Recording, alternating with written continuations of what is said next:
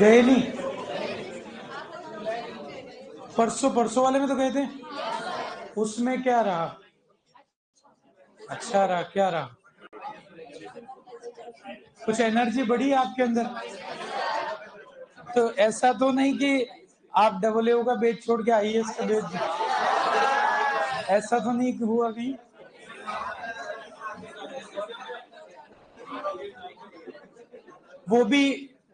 वो भी पॉसिबल हो सकता है, कोई बड़ी बात नहीं है।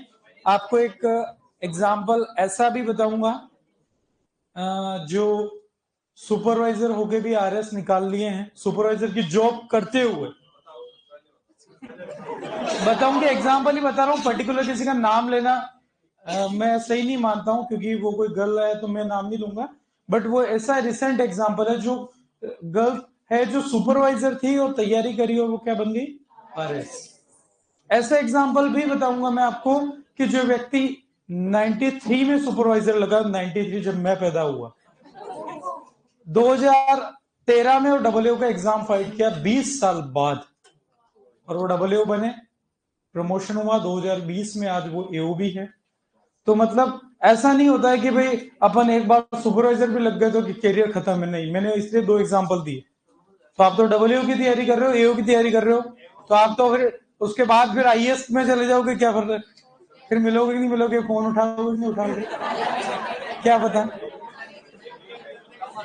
तो कुछ भी पॉसिबल हो सकता है ना। चलो ठीक है। नहीं, मेरी उनसे सर से अभी बात हुई थी, दिन में वो ट्रेन में रवाना हो गए थे तो हमारी बात हुई थी। मैंने मिलना हमारा भी नहीं हो पाया था किसी कारण से, तो बता रहे थे कि काफी अच्छा माहौल वगैरह, थोड़ी चर्चा हो रही थी। मैंने चलो ठीक है, अपन बढ़ते आगे। उस दिन भी अपनी क्लास चल रही थी, बीच में अपना सर आ गए थे तो थोड़ा सा बात अधूरी रह गई थी। अपनी बात चल रही थी लास्ट टूल्स पे, बात चल रही थी आरडीटी के टूल्स, रिकॉम्बिनेंट डीएनए टेक्नोलॉजी के टूल्स, जेनेटिक इंजीनियरिंग के टूल्स में सबसे पहला था एंजाइम्स। एंजाइम्स अपन पढ़ चुके थे, फिर भी एक बार याद दिला देता हूं। सबसे पहले लाइजिंग एंजाइम्स हमने कहा था, ठीक है, जो सेल के लाइसिस के लिए रिस्पॉन्सिबल है, ताकि हम उस सेल से डीएनए को एक्सट्रैक्ट कर सकें, ठीक है। तो वो अपन ने पहली बात करी थी। दूसरे थे क्लिविंग एंजाइम्स, ठीक है। क्लिविंग एंजाइम्स जो होते हैं वो डीएनए को कट करने में, डीएनए के न्यूक्लियोटाइड को सेपरेट करने में, दोनों लैंग्वेज यूज हो सकती है। कुल मिला के क्लिविंग मतलब कटिंग, डीएनए को कट करने से रिलेटेड। क्लिविंग एंजाइम्स हमने 3 तरीके की बात की है। सबसे पहला एक्सोन्यूक्लियस। एक्सो मीन्स बाहर, जो डीएनए को एंड्स या तो 5 प्राइम या 3 प्राइम एंड से कट लगा है तो वो exonuclease. Endonuclease anywhere other than the ends के अलावा कहीं भी डीएनए से कट लगेगा तो वो एंजाइम कौन सा काम आएगा? फिर है रेस्ट्रिक्शन एंडोन्यूक्लियस, तो वो specific DNA sequence, nucleotide sequence जो होगी डीएनए की, वहीं पर कट लगाएगा, हर कहीं कट नहीं लगा सकता। तो नाम ही है रेस्ट्रिक्शन एंडोन्यूक्लियस एंजाइम, ठीक है। जिसमें सबसे पहला restriction endonuclease enzyme Hind second हमने बात करी थी। कई बार हिंद सेकेंड नहीं हो तो ऑप्शन इको R1 को मान लेते, लेकिन ज्यादा सही तो हिंद सेकेंड ही। ऐसा केस अपने नहीं आएगा कभी, बट वो इकोलाई से ऑब्टेन्ड होता है, वो हमने बात करी थी, ठीक है। बाकी बहुत सारे डिटेल है, बस अपन उसमें उठता ही गए।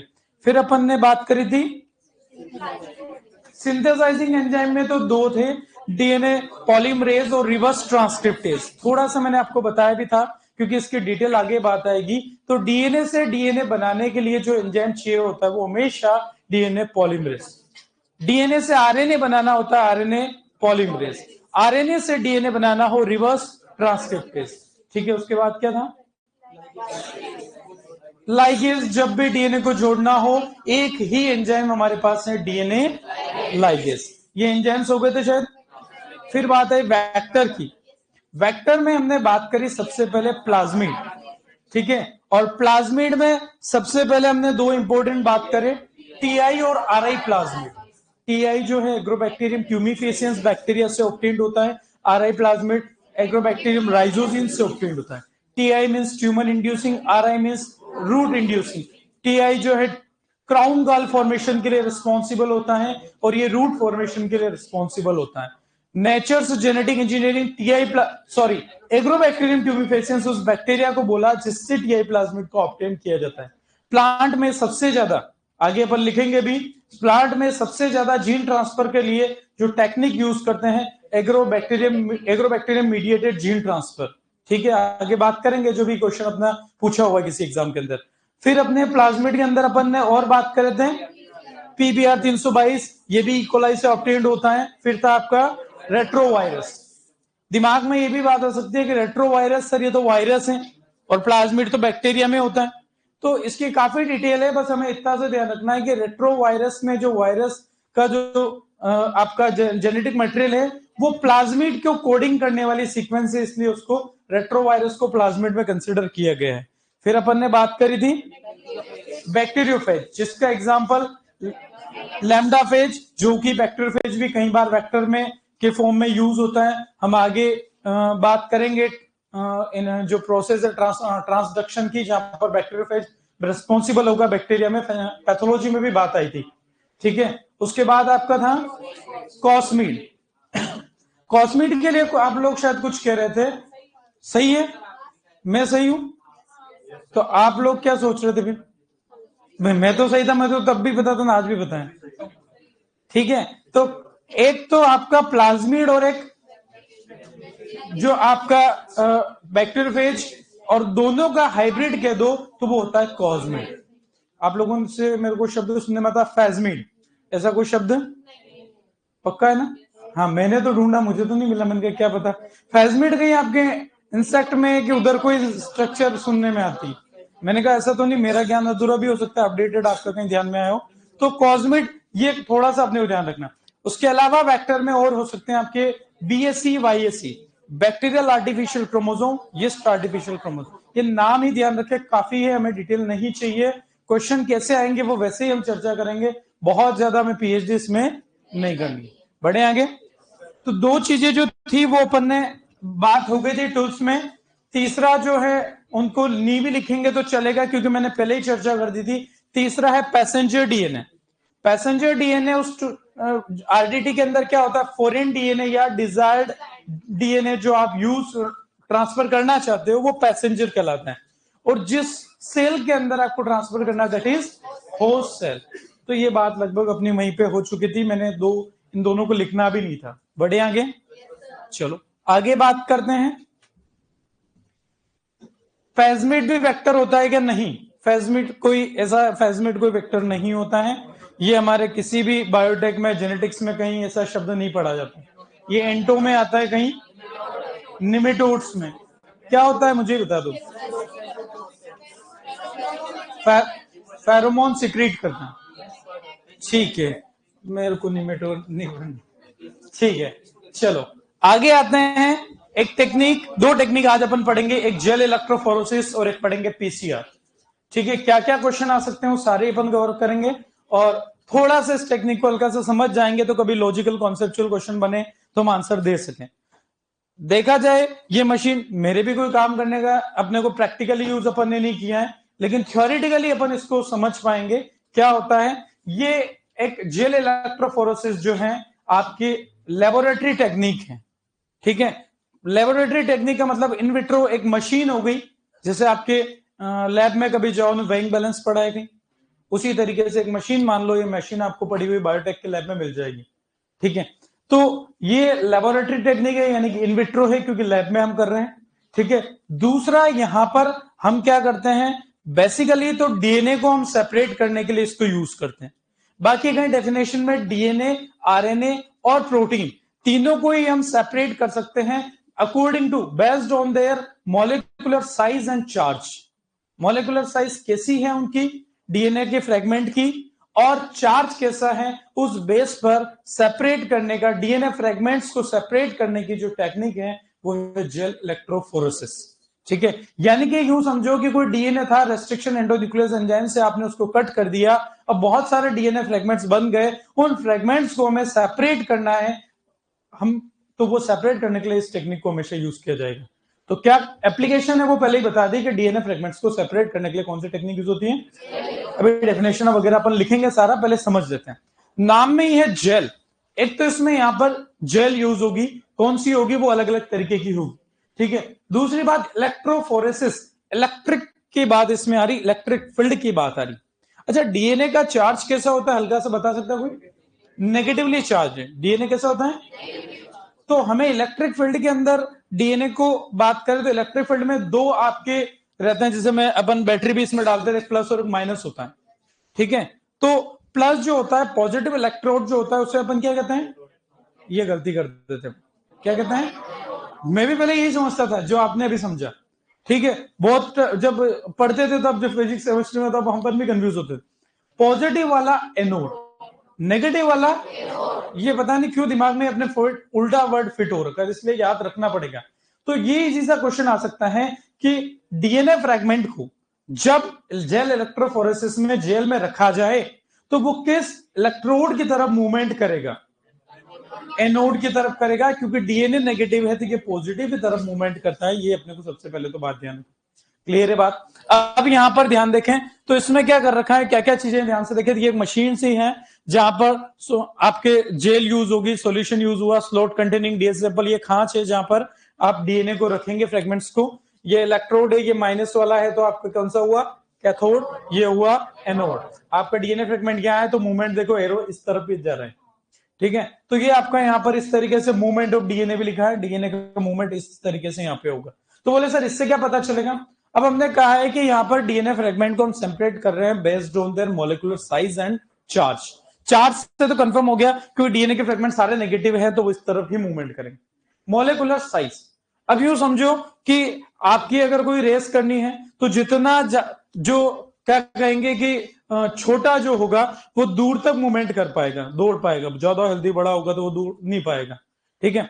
तो वैसे ही यहां पर हमेशा ध्यान रखना है कि छोटे वाले हैं वो दूर तक जाएंगे, शॉर्टर बैंड्स दूर, लॉन्गर बैंड्स पास में। यहां पर अपन शॉर्ट के अकॉर्डिंग वर्ड को पकड़ रहे हैं। तो ये ध्यान रखना है कि छोटे डीएनए फ्रेगमेंट है वो दूर तक मूवमेंट कर जाते हैं जेल के अंदर, ये भी बात अपन ध्यान रखेंगे। तो डायग्राम रिलेटेड बात, तो ये बात अपने को क्लियर हुई। अब अपने को जो ध्यान रखना है कि इसमें जेल जो यूज होती है, यहां पर बेसिकली तीन तरीके की आपको बोला जाता है जेल इलेक्ट्रोफोरोसिस, ठीक है। सबसे पहले आपकी आएगी जिसको अगेरोस जेल इलेक्ट्रोफोरोसिस कहते हैं, एक स्टार्च जेल इलेक्ट्रोफोरोसिस होती है, एक पेज पॉलीअक्राइलमाइड जेल इलेक्ट्रोफोरोसिस। पेज का फुल फॉर्म भी कई बार अपन ध्यान रखें, पॉलीअक्राइलमाइड जेल इलेक्ट्रोफोरेसिस। तो फिलहाल ध्यान है सबसे ज्यादा जो इसमें अपन यूज करते हैं एगेरोस जेल इलेक्ट्रोफोरेसिस। एगेरोस वही वर्ड है अगर अगर वाला, तो ये अपने को ध्यान रखना है कि सी एल्गी जो है आपकी, सीवीड जिसको कहते हैं, रेड एल्गी, जो वही जेलिडियम ग्रेसिलेरिया उससे ऑब्टेन्ड होता है, जो नेचुरल पॉलीसेकेराइड है, वो अपने को ध्यान रखना है। दूसरी बात अपन यहां पर जो ध्यान रखेंगे, यहां जो इसको विजिबल देखने के लिए आपको ये ऑरेंज कलर की, यहां कलर थोड़ा अलग दिख रहा है, बाकी ऑरेंज कलर की स्ट्रिप्स में आपको दिखाई दे रहे हैं बैंड्स। इनको देखने के लिए हमें स्टेन करना होता है इथिडियम ब्रोमाइड से। हम मेन मेन क्वेश्चन बता रहा हूं, फिर लिखेंगे सारे। किससे स्टेन करते हैं? इथिडियम ब्रोमाइड से। इथिडियम ब्रोमाइड एक म्यूटाजन है जो आपके सीएमएस बाजरा और बार्ले के अंदर इंड्यूस करने में यूज किया जा चुका है, क्वेश्चन भी पूछते हैं, ठीक है। सीएमएस साइटोप्लाज्मिक मेल स्टडी हम ब्रीडिंग में पढ़ेंगे, जो बाजरा और बार्ले में इंड्यूस करने में कौन सा म्यूटाजन यूज हुआ, केमिकल इथिडियम, वो वहां की बात बोली। बाकी हम फिलहाल बात करें उससे स्टेन करेंगे। एक स्टेन करने के लिए हमेशा डाई का यूज करते हैं, ठीक है। तो ये अपने को ध्यान रखना है। उसके बाद इनको देखने के लिए हम इन पर जो रेडिएशंस डालेंगे वो डालेंगे UV rays, exposed with UV rays. जैसे ही आप इथिडियम ब्रोमाइड से स्टेन करेंगे, यूवी रेस इन पे अप्लाई करेंगे, ऑरेंज कलर के स्ट्रिप्स की फॉर्म में आपको यहां पर विजिबल हो जाएगा। तो इनसे हम आइडिया लगा लेंगे कि कौन सा शॉर्टर बैंड है, कौन सा लॉन्गर है, वो उनके बेस पे अपने को पता चला। और इन बैंड्स को यहां से फिर सेपरेट करना, इस जेल से अलग निकालना, उस प्रोसेस को बोलता है इल्यूजन। क्या बोलता है? तो ये अपने को जो चीजें जो जो इससे रिलेटेड ध्यान रखनी है वो अपन बात करेंगे। तो एक बार अपन नोट्स करते हैं, फिर दोबारा एक बार समझ लेंगे। तो हेडिंग डालते हैं जेल इलेक्ट्रोफोरेसिस।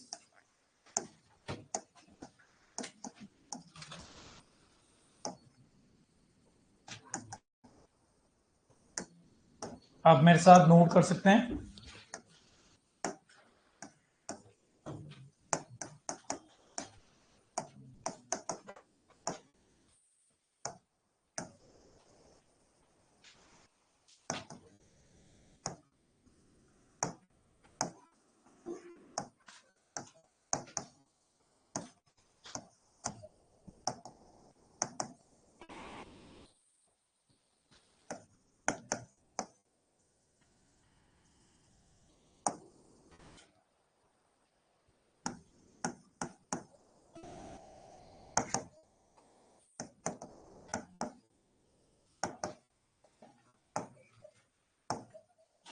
इसमें तीनों लिख दिया, लेकिन मेनली ये काम अपन करते हैं डीएनए के लिए।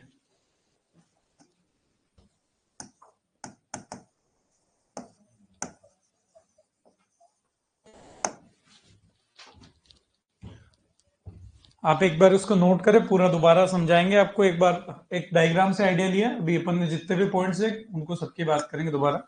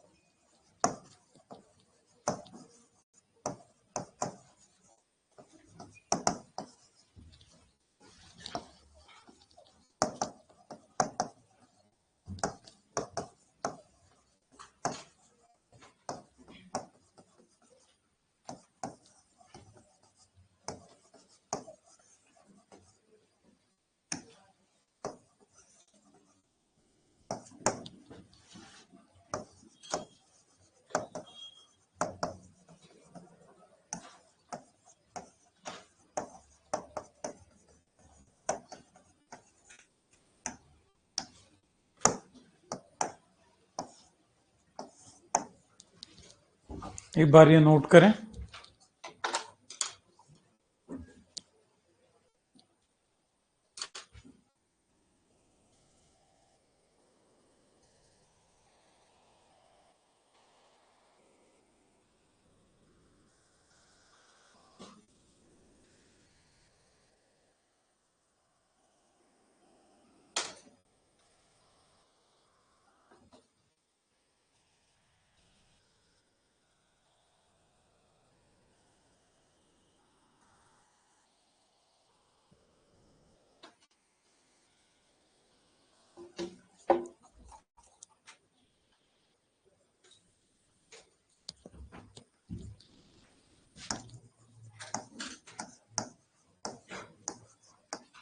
साइंटिस्ट बहुत ज्यादा फेमस नहीं है, लेकिन कभी क्वेश्चन में आ जाएगा, नया क्वेश्चन लगेगा, इसे लिख लेते हैं। हमारे को ज्यादा पीसीआर, डीएनए फिंगरप्रिंटिंग, उनके साइंटिस्ट अक्सर ज्यादा पूछे जाते हैं। Arne Tiselius, Arne Tiselius. यहां पर gel oblique medium, most commonly use medium या जेल दोनों ही बोल सकते हैं।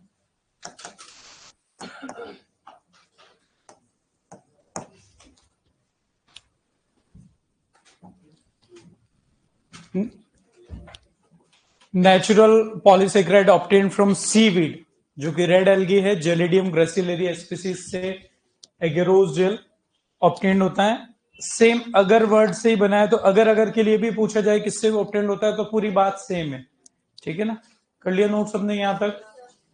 तो एक बार दोबारा देख लें कि इसको डिस्कवर किया जो साइंटिस्ट है, अर्न टिजेलियस। थोड़ा मुश्किल सा नाम है, लेकिन कभी आ सकता है क्वेश्चन में, क्योंकि ये अभी तक किसी एग्जाम में आया नहीं। मुझे जहां तक ध्यान है, पिछले 10 सालों में तो किसी एग्जाम में, मुझे अपने एग्रीकल्चर की किसी एग्जाम में नहीं दिखा। बाकी जगह क्वेश्चंस में आता है, तो क्यों ना नए क्वेश्चन के तौर पे आ जाए, तो कोई बड़ी बात नहीं है। लेबोरेटरी टेक्निक है, क्योंकि लैब में यूज होती है to separate, specially DNA fragments को सेपरेट करने में इस टेक्निक को यूज करते हैं। बाकी ऑप्शन में आ जाए डीएनए, आरएनए, प्रोटीन, तो ऑल ऑफ दिस भी आंसर यहाँ पर जाएगा, लेकिन टेक्निकली ज्यादा फेमस है डीएनए के लिए। ठीक है, अब किस बेस पे करते हैं, तो molecular size and molecular charge के बेस पर यहां पर डीएनए फ्रेगमेंट को, एप्लीकेशन क्लियर कट हो गई। डीएनए फ्रेगमेंट को सेपरेट करने के लिए जो टेक्निक यूज होती है, क्वेश्चन यही पूछ लिया, which technique is used to separate the DNA fragments, तो जेल इलेक्ट्रोफोरेसिस। ठीक है, मोस्ट कॉमनली यूज जेल या मीडियम, इसके अंदर जो यूज होता है एगेरोस जेल, नेचुरल पॉलीसेकेराइड है ये। ठीक है, जो ऑब्टेन्ड होता है सीवीड, रेड एल्गी। अब अलग अलग टाइप की एल्गी होती है, एल्गी प्लांट से या फंजाई है? एल्गी क्या है? एल्गी क्या है? कुछ लोगों ने फंजाई बोल दिया है ना, मैंने तो आपको वैसे कंफ्यूज करा। तो आपको हल्का सा बार बार इसीलिए RHVT करके एक बार क्लासिफिकेशन याद दिलाता हूं, क्योंकि आपको पैथोलॉजी में भी माइक्रोब्स पढ़ने होते, तो ध्यान से एक बार सुनना। 5 किंगडम में सिंपल था मोनेरा। मोनेरा में आपके लिए जो इंपॉर्टेंट है बैक्टीरिया, माइकोप्लाज्मा, स्पाइरोप्लाज्मा, रिकेट्शिया, वो सब आ जाते हैं प्रोकैरियोट वाले। प्रोटिस्टा अपने ज्यादा अपने काम कम आता है, ठीक है। दूसरा आता है फंजाई, 30 नंबर पे फंजाई। फंजाई का पूरा अलग से किंगडम है, फंजाई का प्लांट से कोई लेना देना नहीं। 30 नंबर पे प्लांट्स। प्लांट्स में फिर क्या आते हैं वो सुन लो। एल्गी से शुरू होता है, सबसे लोअर मोस्ट प्लांट्स है वो algae. Algae, bryophytes, pteridophytes, gymnosperm और एंजियोस्पर्म, ये 5 आपको ध्यान रखने होंगे। आपको पूछ ले हायर प्लांट्स जब भी बोल दिया जाता है मींस एंजियोस्पर्म, लोअर प्लांट्स बोल दिया मींस एल्गी। ये भी कभी भी वर्ड आते हैं तो कंफ्यूज नहीं होना। उसके बाद एनिमल किंगडम वो अलग ही है, तो कभी भी पूछ ले कि एल्गी कहाँ है, ब्रायोफाइट क्या है, तो कंफ्यूज होने की जरूरत। पूछ ले कि फंजाई प्रोकैरियोट है यूकैरियोट, तो पहला मोनेरा को छोड़ के सारे यूकैरियोट है, ठीक है ना। वो जस्ट याद दिलाया, अपन बायो में पढ़ लेते हैं, फिलहाल जरूरत नहीं है। तो ये रेड, क्योंकि ये मेरे को क्वेश्चन किसी ने हिंदी मीडियम में पूछा था और मैंने बताया भी था। अगर वाली बात किसी ने पूछा था सर ये अगर जो ऑब्टेन्ड होता है वो किससे होता है, ऑप्शन में एल्गी भी था, फॉन्स भी था, मैंने फॉन्स लगा दिया। फॉन्स तो टेरिडोफाइट होते हैं। फॉन्स क्या होते हैं, टेरिडोफाइट। तो वो एल्गी है, वो कई बार आपको क्लियर रहे, ऐसा क्वेश्चन पूछा हुआ है। तो ये ध्यान रखना है, 2 स्पीसीज बहुत ज्यादा फेमस है इसमें, जेलिडियम और ब्रेसिलेरिया, जिनसे इसको ऑब्टेन करते हैं। तो बढ़ते हैं एक बार आगे, यहां तक किसी को डाउट तो नहीं। चलो आगे आते हैं। दूसरी बात आप मेरे साथ ही नोट करेंगे, क्योंकि एक बार तो मैंने समझा दिया, फिलहाल आप नोट करेंगे।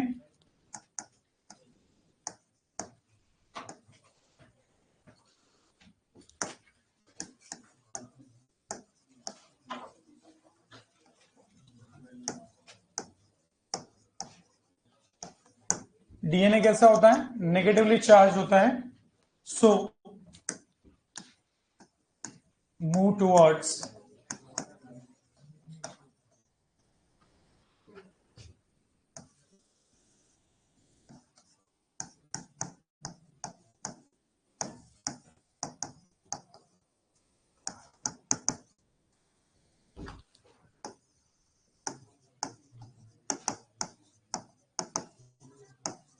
ये कोई रटना नहीं है, सिंपल सी इतनी सी बात पता होगी तो हम बता देंगे, इसमें रटना कुछ नहीं है।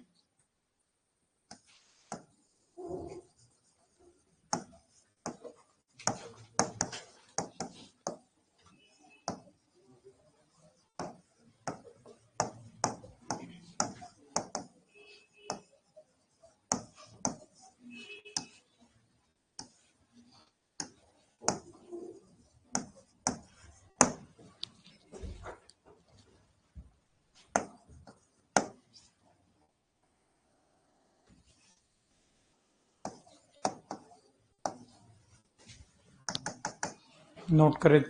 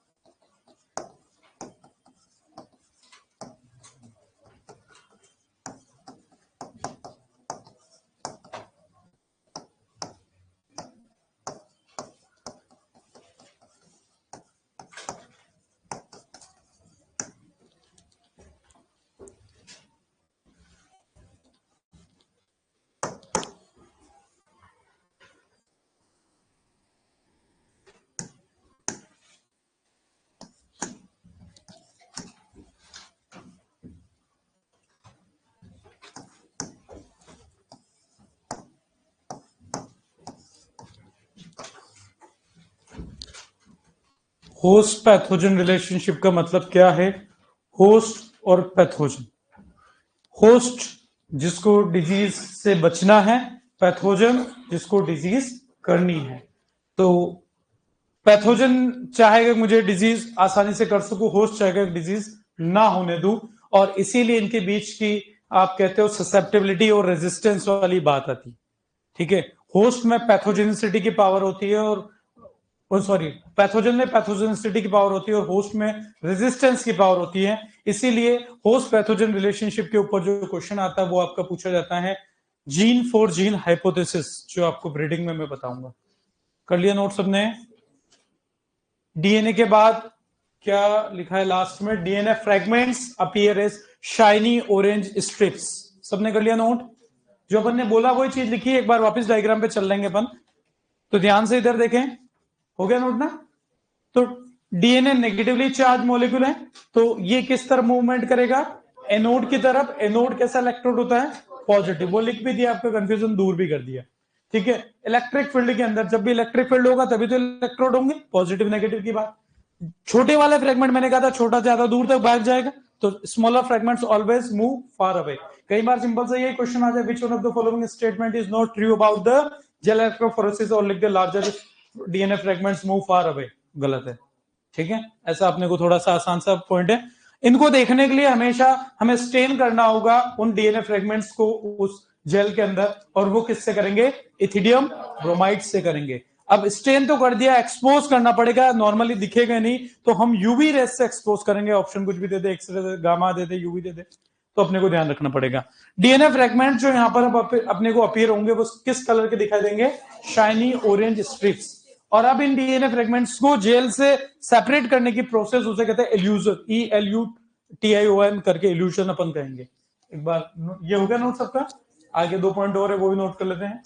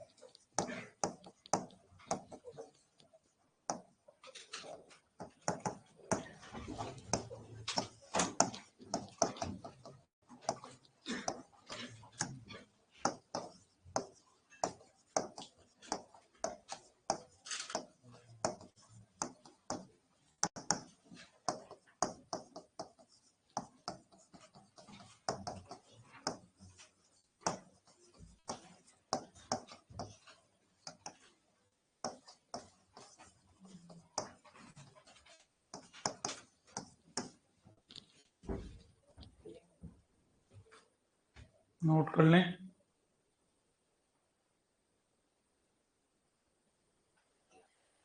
एक पेज को डिस्कवर करने वाले साइंटिस्ट भी है वो, और एक अपन नाम नोट कर रहे हैं, कभी आ जाए अच्छा क्वेश्चन।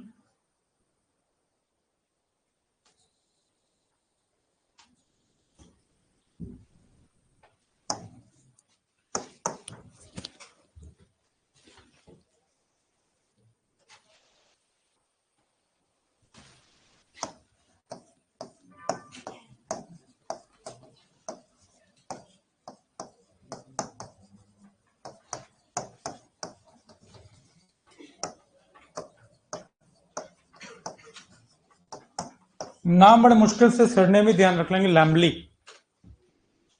बड़ी मुश्किल से नाम याद रहेंगे आपको, आसानी से तो नहीं रहेंगे।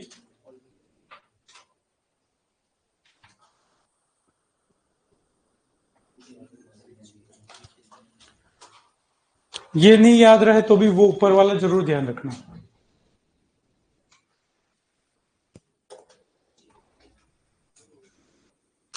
यहां पर मीडियम जेल को ही बोला गया है, जो 3 तरीके की आप बात कर सकते हो। एगेरोस भी यूज हो सकती है, स्टार्च भी यूज हो सकती है, और तीसरा पॉली एक्राइल अमाइड भी जेल या मीडियम के फॉर्म में यहाँ पे यूज हो सकता है। ये अपने को ध्यान रखना। सबसे ज्यादा एगेरोस जेल इलेक्ट्रोफोरेसिस पॉपुलर है। मोस्ट कॉमनली यूज मीडियम अपन ने जेल पहले ही बोल दिया, तो तीनों में फेमस कौन सी होगी? Agarose gel electrophoresis. ये कभी शॉर्ट फॉर्म बन के कभी आ जाएगी पेज, तो पॉली एक्राइलामाइड जेल इलेक्ट्रोफोरेसिस। कर लिया नोट सुनने? अब इसमें कोई डाउट? ये शाइनी ऑरेंज स्ट्रिप जो उसके अंदर है उसको वहां से निकालना ताकि डीएनए फ्रेगमेंट हम सेपरेट कर सकें, तो उसको निकालने के प्रोसेस को कहते हैं इल्यूशन। एक बार दोबारा डायग्राम पे आ जाते हैं ताकि आपको वहीं से रिवाइज करा दूं एक बार। थोड़ा सा मुश्किल है पर इसको आसान अपन ने करना चाहा। बहुत ज्यादा डायग्राम से डरावना लगता है, लेकिन हमें उसकी जो थ्योरी पड़ी उसी को याद दिला रहा हूं। सबसे पहली बात इसके डेफिनेशन की बात करी, लेबोरेटरी टेक्निक है जो डीएनए आरएनए या प्रोटीन को सेपरेट करने के लिए यूज होता है। और सबसे बेस्ट इसके लिए आंसर है डीएनए फ्रेगमेंट्स को सेपरेट करने के लिए किस बेस पर करते हैं? Molecular size and molecular charge. DNA molecular का चार्ज क्या है, साइज क्या है, उस बेस पर। ठीक है। दूसरी बात, यहाँ पर मोस्ट कॉमनली यूज मीडियम जो है जेल जो है वो एगेरोस है, जो कि रेड एल्गी सी वीट जिसको कहते हैं जेलेडियम और ग्रेसिलेरिया स्पीसीज से ऑब्टेन्ड होती हैं। ठीक है। उसके अलावा हमने बात करी यहाँ पर कि डीएनए नेगेटिवली चार्ज होते हैं, तो वो एनोड यानी कि पॉजिटिव इलेक्ट्रोड की तरफ मूवमेंट करते हैं, तो वो भी अपने को क्लियर है। और उसके बाद अपन ने बात करी थी कि स्मॉलर डीएनए फ्रेगमेंट से मूव फार अवे, ज्यादा दूर तक जाएंगे। फिर यहाँ पर इन डीएनए फ्रेगमेंट्स को देखने के लिए हमें स्टेन करना होगा एथिडियम ब्रोमाइड से और यूवी रेज एक्सपोज करनी होगी, और आपको यहाँ पर जो ऑरेंज कलर के शाइनी स्ट्रिप्स दिखेगी जिनको निकालने की प्रोसेस इल्यूशन कहलाती है। ठीक है। और 3 तरीके की है, ये बड़ी आसान सी जो अपने को ध्यान रखना। उधर साइंटिस्ट वो इंपॉर्टेंट थे जेल इलेक्ट्रोफोर टिजेलियस। ठीक है, क्लियर है बात? तो ये था जेल इलेक्ट्रोफोरेसिस। अब बहुत इससे ज्यादा अगर किसी को समझना हो तो अपन नहीं समझना चाहेंगे, क्योंकि इतने क्वेश्चन काफी है। अपन ने बोला इससे न आज तक इससे बाहर भी कभी नहीं पूछे गए, न इससे बाहर कभी पूछे जाएंगे, ये मेरी गारंटी। ठीक है, बाकी मर्जी पड़े तो फिर वो लेवली पे भी पूछ लेंगे। बढ़े आगे, चलो आते हैं अगली टेक्निक जिसको कहते हैं पीसीआर। पीसीआर जो है, अब इसको भूल जाना, अब डायरेक्टली नई टेक्निक पे आ रहे। ठीक है, वो पढ़ ली, जाके रिवाइज करना, कुछ हो तो आप याद ही करनी। वो फाइनली चीजें, डायग्राम आपको कोई इसीलिए नहीं बनवाते, कोई काम के नहीं है, अपने को वो चीजें याद करने जो गिने चुने 5-6 पॉइंट थे बस। अगली जो टेक्निक है अपने को ध्यान रखना है, पीसीआर पॉलीमरेज चेन रिएक्शन।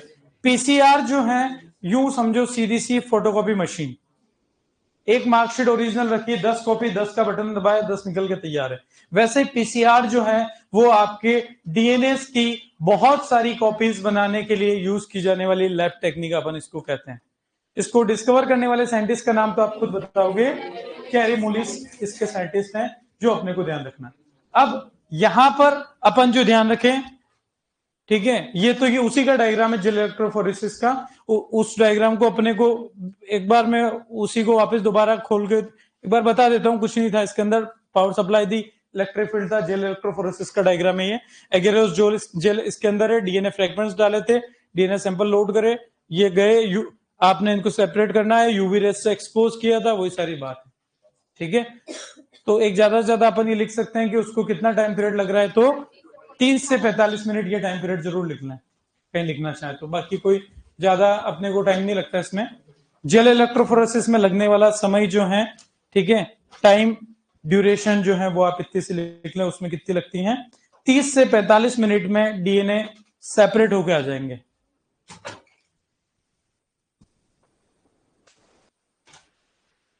बिल्कुल, कोई सा भी डीएनए आपका सिंगल स्ट्रैंडेड, डबल स्ट्रैंडेड दोनों में यूज हो सकती है। टाइम पीरियड कितना, 30 से, और हमको आसानी से याद रहता आधे से पौन घंटा, हम तो ऐसे याद बोलेंगे। ठीक है, हाँ, ये तो उसका डायग्राम था, यूवी रेस भी दिखा रखी इसमें, बाकी और कोई खास बात नहीं। अब अपने आते हैं पीसीआर। पीसीआर मैंने कहा सिंपल सा, इसे फोटोकॉपी मशीन जो कैरी मुलिस ने डिस्कवर किया। जब भी आपको रिकॉम्बिनेंट डीएनए टेक्निक में आपको जो डीएनए की बहुत सारी कॉपीज चाहिए, एक ही बीटी प्लांट बना के तुम्हारा काम चलेगा नहीं, कितने सारे किसान है, कितने सारे सीड पहुंचाने, बहुत सारा लंबा चौड़ा काम है, तो हमें बिलियंस में मिलियंस में कॉपीज हमें रिक्वायर्ड होती हैं, तो उसके लिए हमारे ये टेक्निक काम आती है।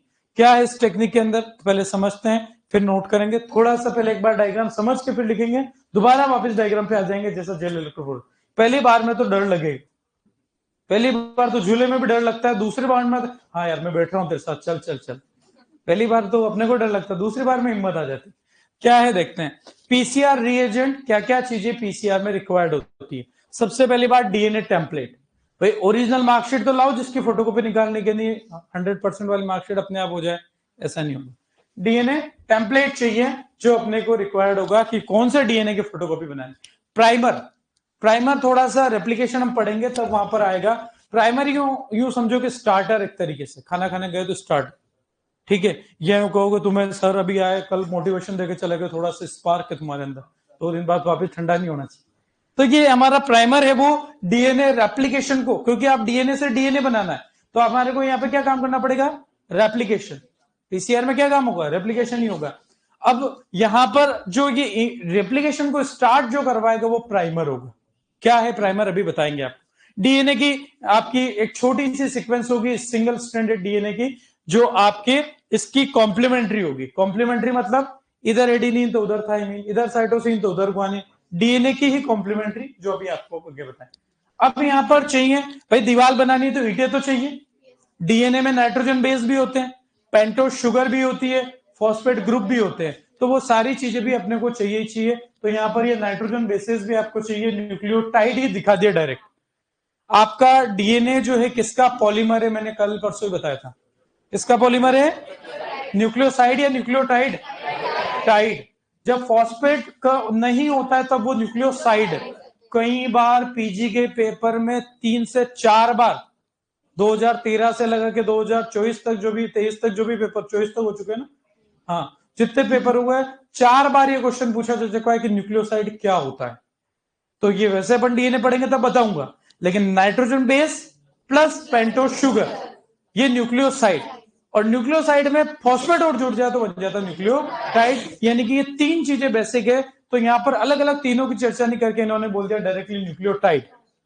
एक ऐसे लाइन से न्यूक्लियोटाइड लगाते जाओ, डीएनए बनके तैयार हो जाएगा। तो न्यूक्लियोटाइड जो चाहिए वो अपने पास अवेलेबल है। यहां पर एक स्पेशल एंजाइम चाहिए, टैक पॉलीमरेज। ये नॉर्मल डीएनए पॉलीमरेज इस टेक्निक में काम नहीं आता है। कौन सा एंजाइम काम आएगा, टैक डीएनए पॉलीमरेज। डीएनए बनाने तो डीएनए तो इन्होंने लिखा नहीं, बाकी वो रह गई, डीएनए पॉलीमरेज ही है, लेकिन कौन सा है, टैक। टैक का मतलब है 2 वर्ड से मिलकर बना, टी थर्मस एक्यू एक्वाटिकस। यहां पर क्या, इस रिएक्शन में टेम्परेचर बहुत ज्यादा होगा, 94 तक भी जाएगा। अब इतना ज्यादा टेम्परेचर पे हमारे नॉर्मली एंजाइम्स डिनेचर हो जाते हैं, उनकी एक्टिविटी, उनकी जो क्या बोलोगे आप, एंजाइम का बारे में पढ़ोगे आप तो वहां पे पढ़ाएंगे, डिनेचुरेशन ही बोलते हैं शायद, ठीक है। तो एंजाइम डिनेचुरेशन यानी कि उनकी एक्टिविटी लॉस हो जाती है, वो अपना काम फंक्शनिंग खत्म हो जाती है। तो फिर स्पेशल काम के लिए स्पेशल एंजाइम चाहिए, तो एक स्पेशल थर्मोस्टेबल एंजाइम। ये एंजाइम कैसा है, थर्मोस्टेबल, ज्यादा टेम्परेचर पे भी इस पे कोई असर नहीं पड़ेगा, तो ये थर्मोस्टेबल एंजाइम है। तो ये क्या फिर चाहिए भी, जब थर्मोस्टेबल है इसे एक थर्मोफिलिक बैक्टीरिया से हम लेके आएंगे, उस बैक्टीरिया का नाम है थर्मस एक्वेटिकस। आपका पानी का थर्मस, ये नाम भी वहीं से है, थर्मस, जो टेम्परेचर को मेंटेन रखे। तो कुल मिलाकर थर्मस एक्वेटिकस जो है, एक्वेटिकस पानी, जो गर्म पानी के झरनों में जो बैक्टीरिया अवेलेबल होता है, उस वो थर्मोफिलिक बैक्टीरिया हाई टेम्परेचर पे सर्वाइव करता है। तो उसके अंदर जो एंजाइम है, क्योंकि बैक्टीरिया के अंदर भी तो डीएनए से डीएनए का सिंथेसिस होता है, ठीक है, क्योंकि उसमें भी रेप्लिकेशन होगा। तो जो वहां पर एंजाइम है, उस एंजाइम का नाम दे दिया गया टैक पॉलीमरेज, टीएक्यू, ये ध्यान रखना। बफर, बफर ठीक है, जो भी काम आ रहा है, पीसीआर रिएक्शन मिक्सर सबको ही डालोगे, मशीन में डाला, मिक्सर में डाला, और हमारे बहुत सारे डीएनए बनके निकलेंगे। हमें इस मशीन में क्या हो रहा है वो दो चीजें यहां पर अभी अपन बात करेंगे, 3 स्टेप में काम होता है।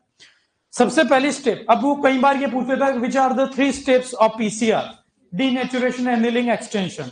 सीक्वेंस भी फिक्स रहेगी, क्या होता है इनमें वो अपन इस डायग्राम से समझ लेंगे कि क्यों ये 3 स्टेप्स हो रही है।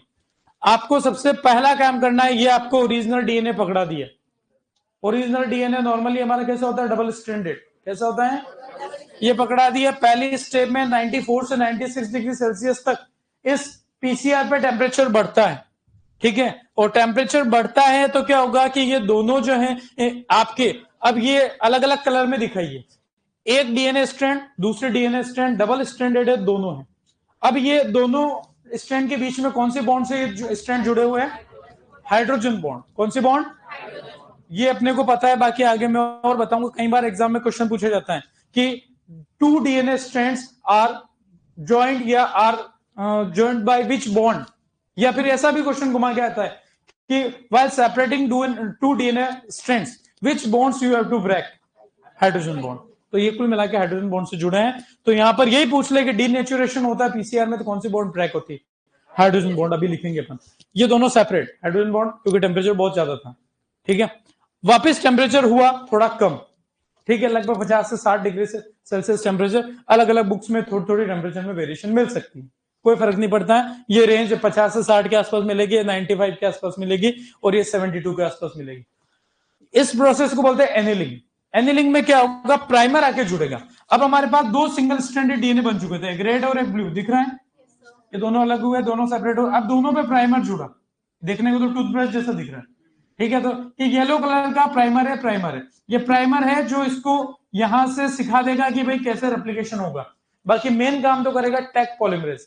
तो जैसे ही यहां पर ये स्टार्ट हुआ, एक्सटेंशन करने के लिए टेक डीएनए पॉलीमरेज आएगा, और ये इसके पैरेलल कॉम्प्लीमेंट्री पूरा येलो बन गया, इसके भी कॉम्प्लीमेंट्री येलो बन गया, दो डबल स्टैंडर्ड डीएनए बन के तैयार है। क्या लिखा है इन स्टेप्स पे एक बार आते हैं। सबसे पहले लिखे denaturation.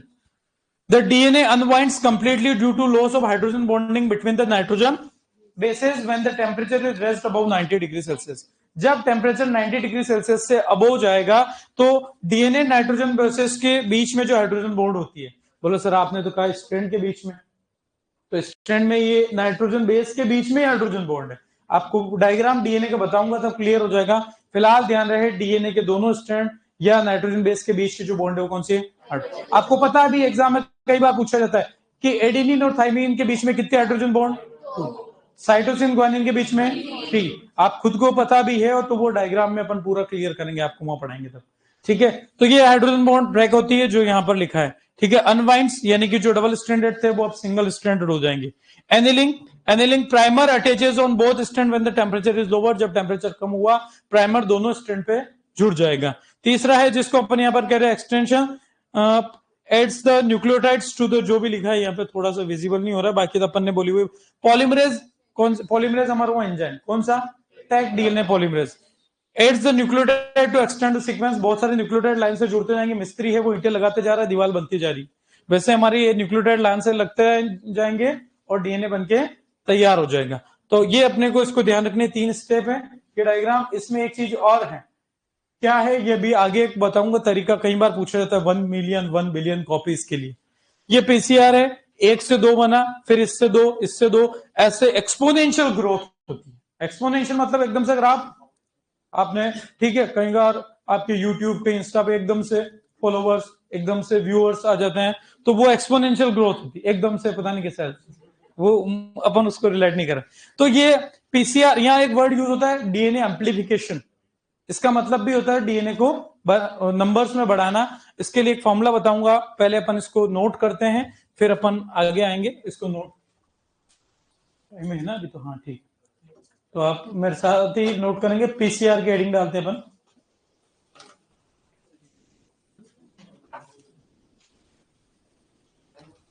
PCR polymerase chain reaction.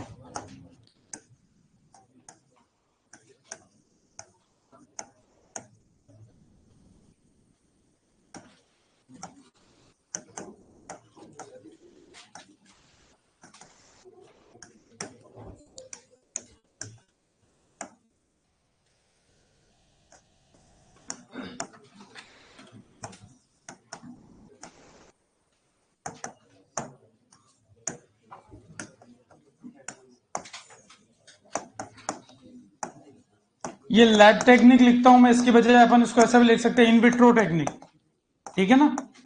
दोनों ही वर्ड यूज हो सकते हैं, लैब और इन विट्रो टेक्निक।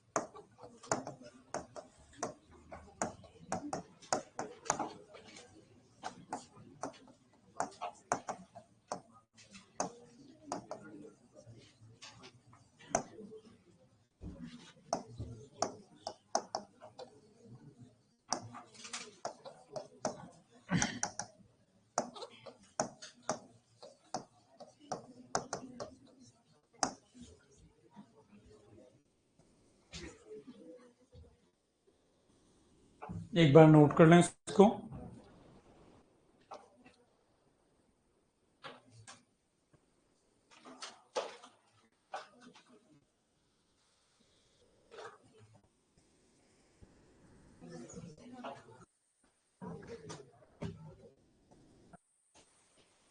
नोट कर लिया? किसी को पढ़ने में दिक्कत हो तो एक बार बता दूं। PCR polymerase chain reaction discovered by Kary Mullis lab और in vitro technique to form several copies of DNA. ठीक है, टूल्स क्या क्या चीजें यहाँ रिक्वायर्ड थी? Template DNA, Taq DNA, polymerase, primers, nucleotides. एक और इन्होंने लिखा था बफर, वो हम नहीं लिख रहे, कोई फर्क नहीं पड़ रहा, हमारी मेन चीजें इसमें आ गई सारी।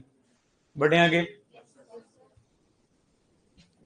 न्यूक्लियोटाइड्स क्या होते हैं, ये इसके लिए डीएनए तक का आपको वेट करना पड़ेगा, ठीक है ना। तो वैसे मैंने एक बार रफली समझा दिया। यूं समझो कि दीवार बन रही है तो वो ईंट हमारी यूनिट हो गई, उस तरीके से डीएनए की जो यूनिट है वो क्या है? न्यूक्लियोटाइड। बढ़े आगे। चलो आगे बात आती है यहाँ पर जो एंजाइम है उसके बाद इंपॉर्टेंट क्वेश्चन आता है उससे। Taq DNA polymerase. नाम में ही एज आ गया मतलब ऑटोमेटिकली वेल अंडरस्टूड एक एंजाइम है। जब भी नाम में क्या आ जाए एज, तो ऑटोमेटिकली हम समझ जाते हैं एंजाइम, बार बार लिख नहीं रहे एंजाइम है। ठीक है, तो क्या है कुल मिला के मोस्ट कॉमन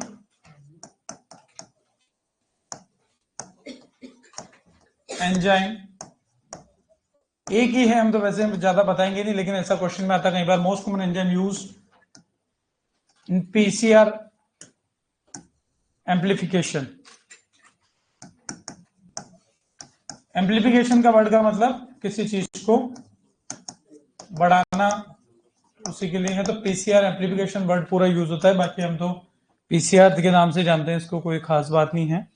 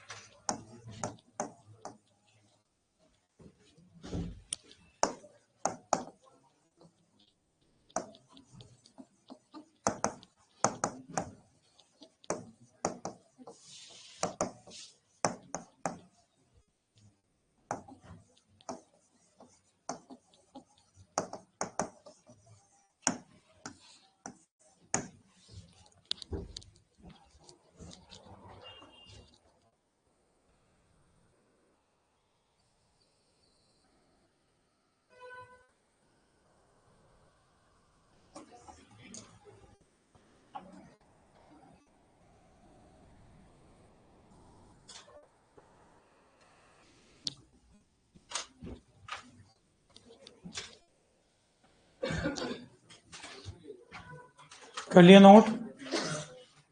बढ़े आगे। तो एंजाइम के लिए यहां से क्वेश्चन कई बार आ जाते हैं, कौन सा एंजाइम यूज होता है टैग करके ध्यान रखेंगे, और इससे बैक्टीरिया का नाम भी याद रखा, टी और एक्यू, थर्मस एक्वेटिकस। ठीक है, तो ये एंजाइम अपन ध्यान रखेंगे जो पीसीआर में सबसे ज्यादा यूज होता है।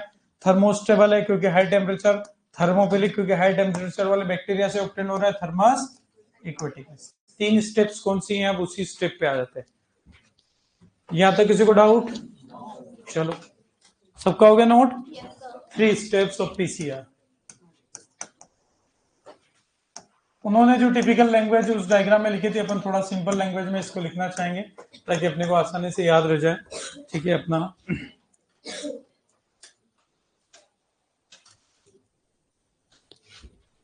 इसमें टेम्परेचर भी साथ में लिख देते अपन।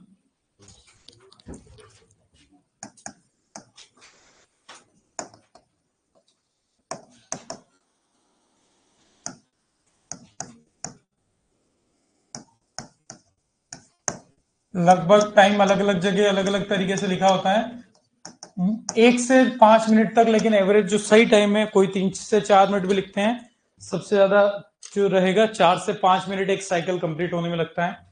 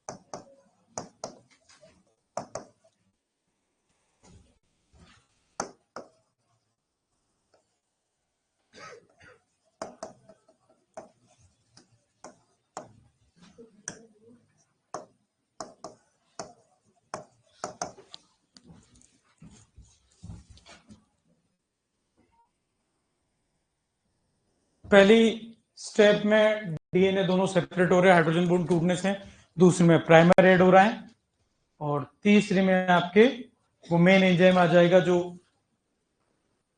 कर लिया नोट सबने।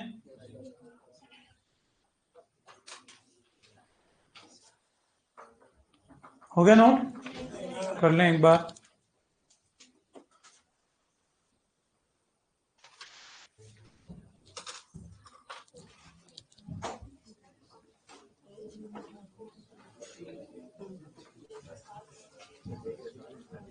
डीनेचुरेशन का मतलब ही यहां पर सेपरेशन के लिए है। दो डीएनए स्ट्रैंड जो है दोनों एक दूसरे से अलग हो रहे हैं, जो उसके स्ट्रक्चर है वो लॉस हो जाएगी डीएनए की, तो इसको डीनेचुरेशन बोला गया। ठीक है, सेपरेट होने के लिए। तो यहां पर 94 से 96 कुल मिलाकर 90 डिग्री सेल्सियस से ऊपर का टेम्परेचर होगा। ठीक है, तो ये क्या करेगा, DNA reaction to separate the two strands of DNA. DNA के दो ही स्ट्रैंड है, दोनों एक दूसरे से अलग हो जाएंगे क्योंकि हाई टेम्परेचर पर हाइड्रोजन बॉन्ड ब्रेक हो जाती है। ठीक है, दूसरे स्टेप एनेलिंग। ठीक है, जहां पर टेम्परेचर मैंने 50 से 60 बोला, कहीं 64 लिखा है, क्या लिखा, 55 से 65 अपन एक ये रेंज याद रख लें। तो यहां पर टेम्परेचर पहले से कम हुआ तो कूल, उसमें हीट था, इसमें कूल। सो प्राइमर्स जो है वो बाइंड हो सकेंगे। कॉम्प्लीमेंट्री सिंगल स्ट्रैंडेड डीएनए दोनों अलग अलग है, तो इस पे भी प्राइमर जुड़ेगा, इस पे भी प्राइमर जुड़ेगा। इस प्रोसेस को बोलते हैं एनिलिंग या प्राइमर एनिलिंग भी बोल देते हैं। ठीक है, ऑब्लिक करके प्राइमर एनिलिंग भी आप लिखें, एक ही बात है, वो क्लियर ऊपर ही हो जाएगा। एनिलिंग का मतलब यहां जुड़ने से ही है, ये उसी का नाम हो गया प्राइमर एनिलिंग। ठीक है, ये अपने को ध्यान रहे। तीसरी स्टेप पे आ जाते फिर एक्सटेंशन। ये नोट हो गया सबका? किसी का रहेगा तो वापस आ जाएंगे। तीसरी step last, extension. 72 degree Celsius, इसमें डायरेक्टली टेम्परेचर एक ही याद रख रहे अपन, पर ये लगभग कभी रेंज भी आए तो ये 70 से 75 के बीच में, पर मैक्सिमम केस में 72 लिखा मिलेगा। रेज द टेम्परेचर ऑफ,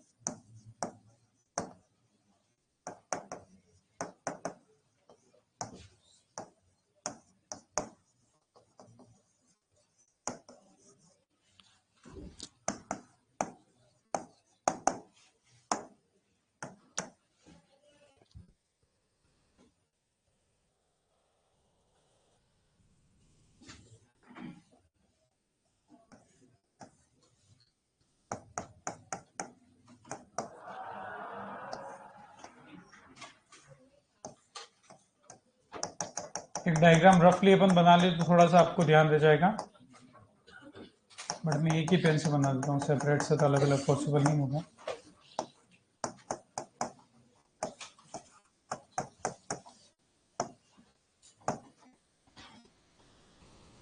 ये एक साइकिल पूरा होने में 4 से 5 मिनट लग रहे हैं। हर स्टेप एक से लेकर 1.5 मिनट की है।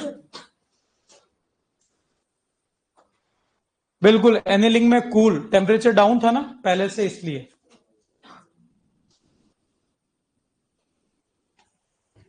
कूल लिखा हुआ था, COOL। कर लिया नोट?